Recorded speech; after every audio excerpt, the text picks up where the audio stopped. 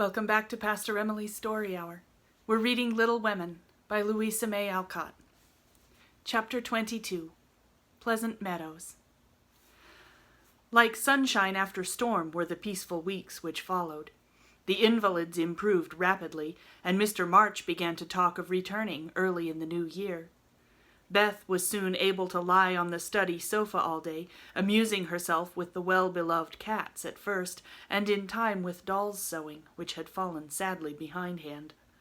Her once active limbs were so stiff and feeble that Jo took her on a daily airing about the house in her strong arms.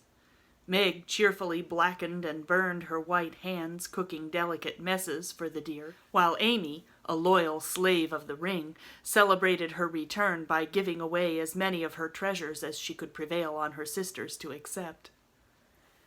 As Christmas approached, the usual mysteries began to haunt the house, and Jo frequently convulsed the family by proposing utterly impossible or magnificently absurd ceremonies in honor of this unusually merry Christmas. Laurie was equally impracticable, and would have had bonfires, skyrockets, and triumphal arches if he had had his own way. After many skirmishes and snubbings, the ambitious pair were considered effectually quenched, and went about with forlorn faces, which were rather belied by explosions of laughter when the two got together. Several days of unusually mild weather fitly ushered in a splendid Christmas day. Hannah felt in her bones that it was going to be an unusually fine day, and she proved herself a true prophetess, for everybody and everything seemed bound to produce a grand success. To begin with, Mr. March wrote that he would soon be with them. Then Beth felt uncommonly well that morning, and being dressed in her mother's gift, a soft crimson merino wrapper, was borne in triumph to the window to behold the offering of Jo and Laurie. The Unquenchables had done their best to be worthy of the name, for like elves they had worked by night and conjured up a comical surprise.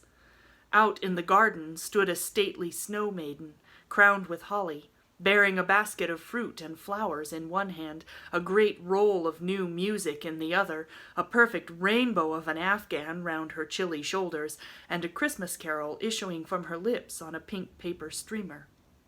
To Beth. God bless you, dear Queen Bess, may nothing you dismay, but health and peace and happiness be yours this Christmas day. Here's fruit to feed our busy bee, and flowers for her nose. Here's music for her peony, an afghan for her toes. A portrait of Joanna, see, by Raphael No. 2, who labored with great industry to make it fair and true. Accept a ribbon red, I beg, for Madame Purrer's tail, and ice cream made by lovely Peg, a Mont Blanc in a pail. Their dearest love my makers laid within my breast of snow. Accept it, and the Alpine maid, from Laurie and from Jo.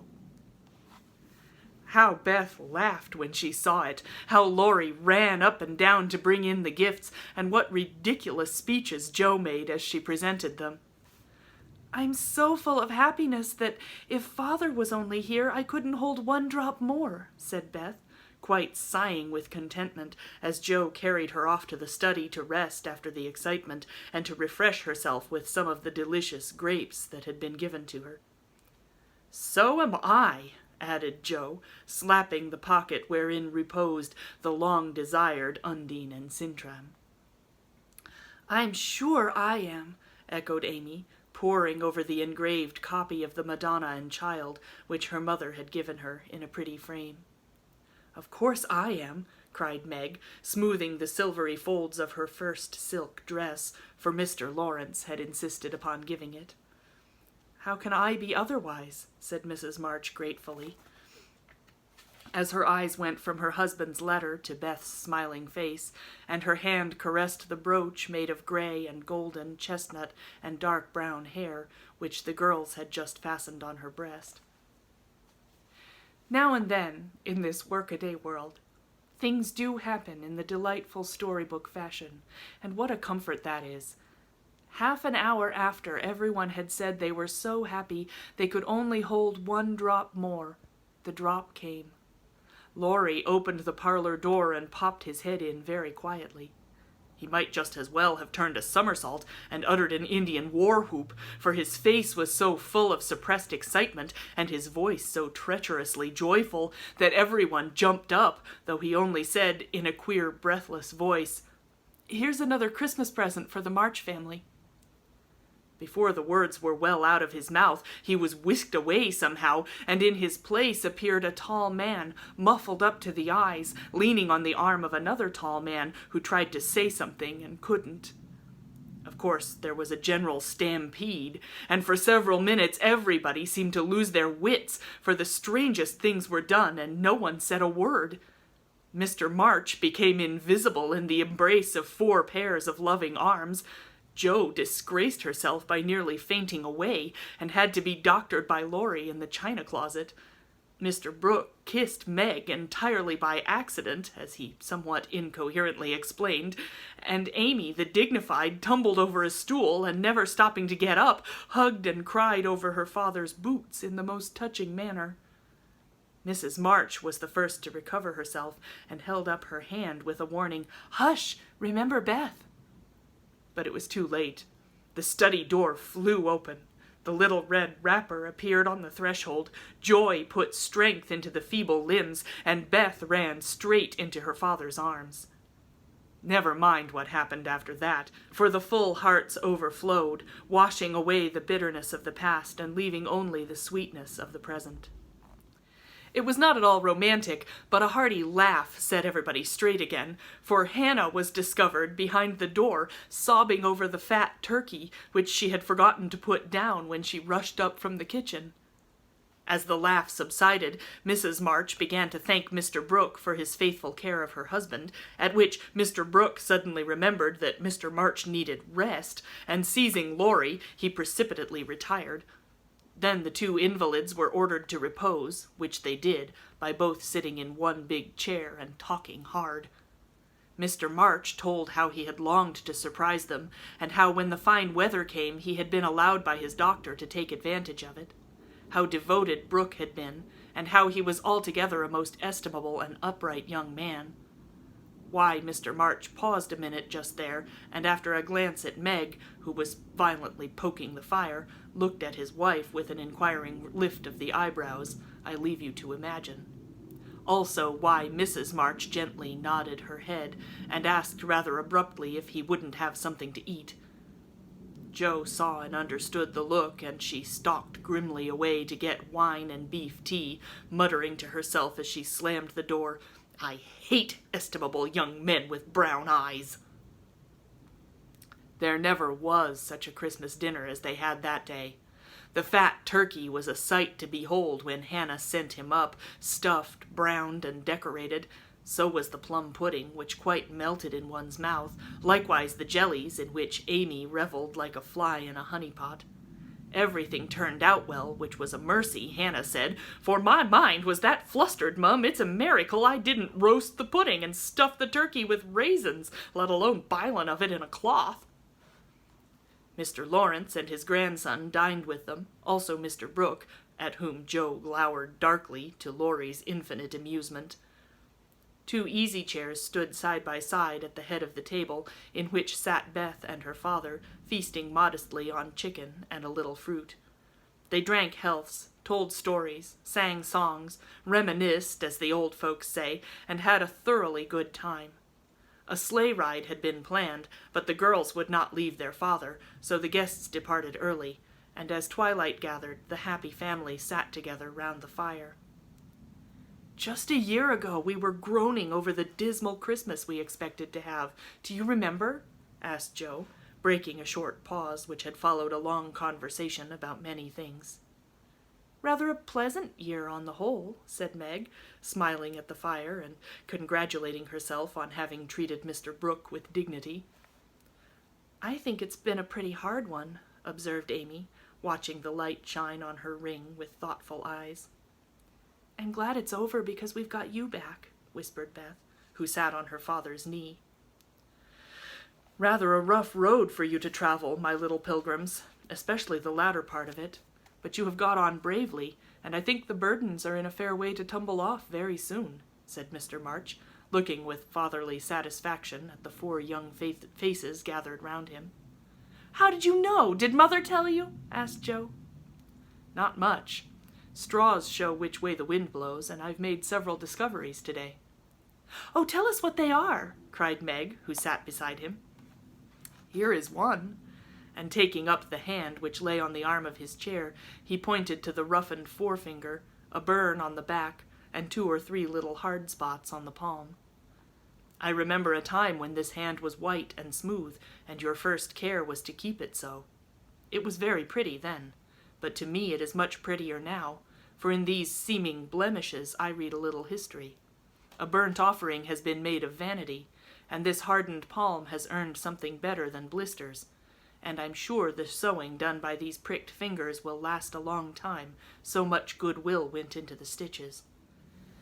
Meg, my dear, I value the womanly skill which keeps home happy more than white hands or fashionable accomplishments. I'm proud to shake this good, industrious little hand, and hope I shall not soon be asked to give it away." If Meg had wanted a reward for hours of patient labor, she received it in the hearty pressure of her father's hand and the approving smile he gave her. "What about Joe? Please say something nice, for she has tried so hard and been so very, very good to me," said Beth in her father's ear. He laughed and looked across at the tall girl who sat opposite with an unusually mild expression in her brown face. "In spite of the curly crop, I don't see the son Joe whom I left a year ago," said Mr. March. "I see a young lady who pins her collar straight, laces her boots neatly, and neither whistles, talks slang, nor lies on the rug as she used to do. Her face is rather thin and pale just now with watching and anxiety, but I like to look at it, for it has grown gentler, and her voice is lower. She doesn't bounce, but moves quietly, and takes care of a certain little person in a motherly way which delights me. I rather miss my wild girl, but if I get a strong, helpful, tender-hearted woman in her place, I shall feel quite satisfied. I don't know whether the shearing sobered our black sheep, but I do know that in all Washington I couldn't find anything beautiful enough to be bought with the $25 which my good girl sent me." Joe's keen eyes were rather dim for a minute, and her thin face grew rosy in the firelight as she received her father's praise, feeling that she did deserve a portion of it. "Now, Beth," said Amy, longing for her turn, but ready to wait. "There's so little of her I'm afraid to say much, for fear she will slip away altogether, though she is not so shy as she used to be," began their father cheerfully. But recollecting how nearly he had lost her, he held her close, saying tenderly, with her cheek against his own, "I've got you safe, my Beth, and I'll keep you so, please God." After a minute's silence, he looked down at Amy, who sat on the cricket at his feet, and said, with a caress of the shining hair, "I observed that Amy took drumsticks at dinner, ran errands for her mother all the afternoon, gave Meg her place tonight, and has waited on everyone with patience and good humor. I also observe that she does not fret much, nor look in the glass, and has not even mentioned a very pretty ring which she wears, so I conclude that she has learned to think of other people more, and of herself less, and has decided to try to mold her character as carefully as she molds her little clay figures.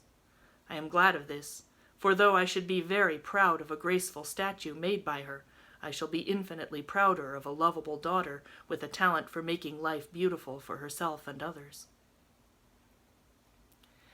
"What are you thinking of, Beth?" asked Joe, when Amy had thanked her father and told about her ring. "I read in Pilgrim's Progress today how after many troubles Christian and Hopeful came to a pleasant green meadow where lilies bloomed all the year round, and there they rested happily, as we do now, before they went on to their journey's end," answered Beth, adding as she slipped out of her father's arms and went slowly to the instrument, "It's singing time now, and I want to be in my old place. I'll try to sing the song of the shepherd boy, which the pilgrims heard. I made the music for Father because he likes the verses." So sitting at the dear little piano, Beth softly touched the keys, and in the sweet voice that they had never thought to hear again, sang to her own accompaniment the quaint hymn, which was a singularly fitting song for her. "He that is down need fear no fall. He that is low, no pride. He that is humble ever shall have God to be his guide. I am content with what I have, little be it or much. And Lord, contentment still I crave, because thou savest such. Fullness to them a burden is that go on pilgrimage. Here little, and hereafter bliss, is best from age to age.